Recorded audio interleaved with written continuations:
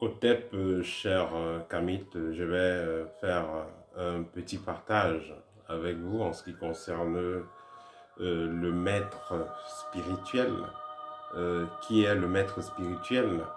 Euh, Quelle est la tâche du maître spirituel? Pourquoi est-ce que vous rencontrez un maître spirituel? Quelle est la nécessité de travailler avec un maître spirituel? Alors, à la base, nous sommes des êtres spirituels qui venons sur Terre pour faire des expériences, pour s'améliorer et pour pouvoir exercer dans le plan terrestre, le plan de la matière, nous avons besoin du corps physique. Notre corps physique va réagir, va être efficace, va avoir une efficacité qui dépend de la façon qu'on l'entretient. Et si on entretient bien le corps physique, comme corps à S, c'est-à-dire il y a plusieurs corps, si on entretient bien le corps physique, les autres corps, corps énergétique, corps mental, mental supérieur, ainsi de suite, corps causal, tous ces corps vont également bien se comporter. Si nos corps se comportent bien, on aura une meilleure aura, on sera mieux connecté à la nature, on sera mieux connecté à nos guides, on aura une vibration plus haute et la vie sera plus belle de façon naturelle. Les problèmes des gens viennent du fait que ils s'occupent mal de leur corps parce que, bref, ils n'ont pas appris à le faire. Ils torturent leur corps, ils passent le temps à investir, à s'engager, à travailler, à agir pour perturber leur propre corps, pour perturber leur propre fonctionnement intérieur et extérieur, ce qui fait que les gens se retrouvent en train de souffrir, surtout dans les problèmes. L'être humain est a en lui le logiciel le plus parfait. L'être humain est la créature la plus parfaite. Cependant, l'être humain, comme je dis tantôt, à cause des règles sociales, à cause de ce qu'on l'a appris depuis l'enfance, à cause de certaines choses que l'être humain va faire, vaccins, alimentation et autres, il va lui-même se mettre le bâton dans les roues. C'est-à-dire, il va perturber son développement spirituel, il va se déconnecter de sa nature, à sa nature profonde. À un moment donné, il sera donc important pour celui-ci de prendre conscience de qui il est afin d'entrer dans sa mission de vie et faire ce pourquoi il est venu sur Terre. C'est pourquoi donc à ce niveau-là, il aura besoin à un moment d'un maître spirituel, de quelqu'un qui va euh, le conseiller, on peut dire comme un coach, qui va l'encadrer, qui va le conseiller afin qu'il puisse réaliser ses objectifs.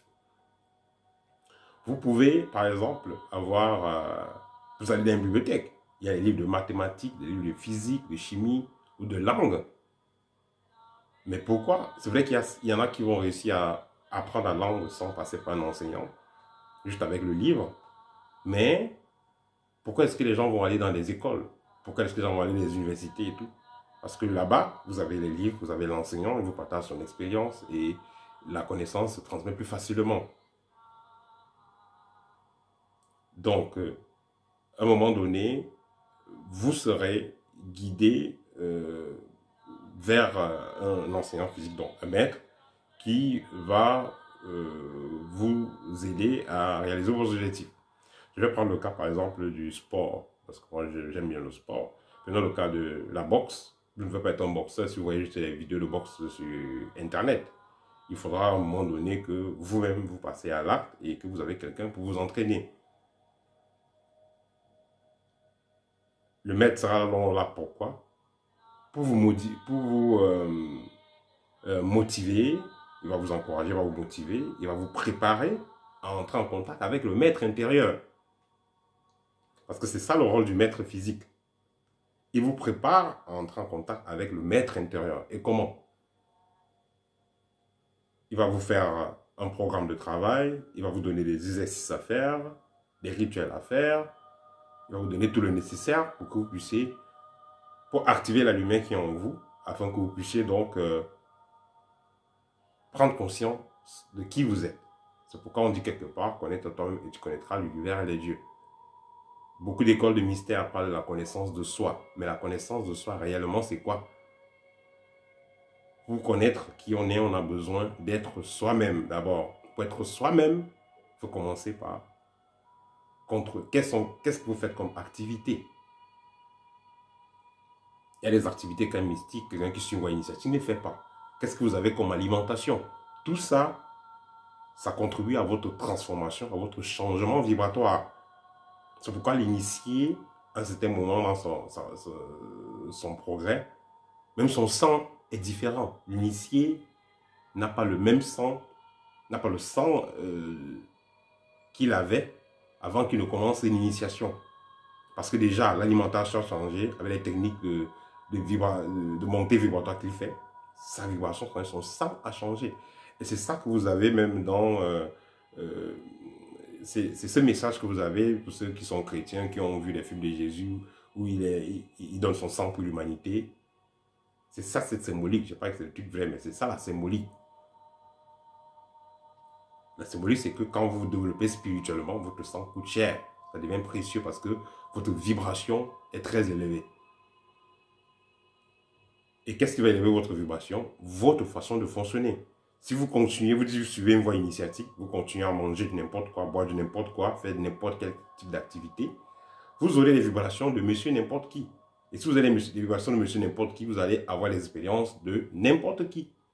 Si vous voulez avoir les expériences d'un mystique, vivez comme un mystique, vous aurez les expériences d'un mystique. Comment est-ce qu'un mystique vit? Le mystique contrôle son alimentation. Le mystique a les exercices mystiques qu'il fait. Et tout cela va faire en sorte qu'il ait une certaine fréquence. Puisqu'il a une certaine fréquence, il aura un type d'expérience. Point final. Donc, le rôle du maître spirituel que vous avez, le maître spirituel qui est physique, c'est de vous aider à vous retrouver, de vous aider à prendre conscience de qui vous êtes. Une fois que c'est fait, vous serez capable vous-même de... Voilà, vous serez capable vous-même de résoudre la plupart de vos problèmes. Parce que c'est ça, c'est ce qu'un maître réel doit faire. Apprendre à l'étudiant à résoudre ses propres problèmes. Vous devez être capable de résoudre vos propres problèmes. Vous devez être capable d'être autonome quand vous avez passé un moment avec le maître. C'est la même chose dans le sport, les arts martiaux. Le maître de boxe ou de karaté ou de n'importe quel, ou de football, le coach, il est là, il vous aide à développer vos talents, vous prépare à faire des compétitions. Donc, vous pouvez même avoir un niveau plus élevé que le maître de karaté ou d'arts martiaux et tout ça, si vous travaillez plus que lui. Ce n'est que normal. Donc, le maître n'est pas là. Il ne va pas aller jouer le ballon à votre place au stade. Il ne va pas aller monter dans le ring à votre place.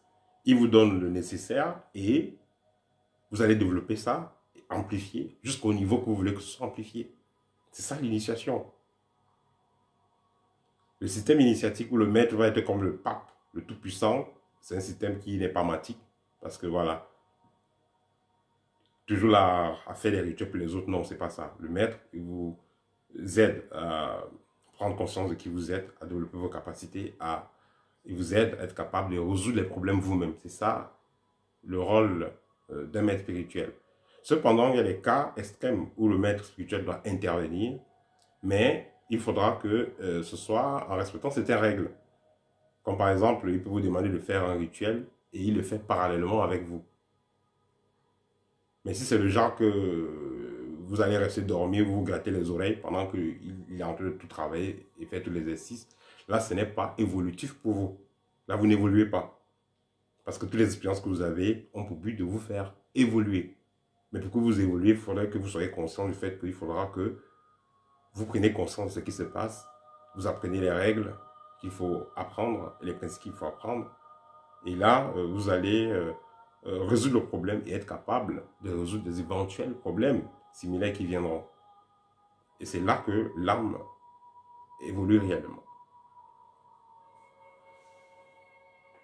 Voilà, donc le maître, une fois qu'il vous a préparé, vous avez pris conscience que vous êtes, alors vous serez prêt maintenant à rencontrer le maître intérieur. Parce qu'il y a le maître extérieur, qui est donc l'enseignant, le coach. Il y a le maître intérieur maintenant, on peut renvoyer parfois à des guides ou à un esprit guide. Le maître intérieur sera là maintenant pour répondre à vos questions, pour vous donner des enseignements aussi dans le plan astral ou onirique. Il sera là pour vous avertir des événements à venir. Il sera là pour vous assister. Et le maître intérieur, à tout moment, en tout lieu, en tout instant, il est prêt à vous parler, à vous conseiller, pourvu que vous soyez préparé à communier avec lui. Voilà, ça c'était le partage d'aujourd'hui. Si vous avez besoin d'une consultation, n'hésitez pas. À très bientôt. Au thème.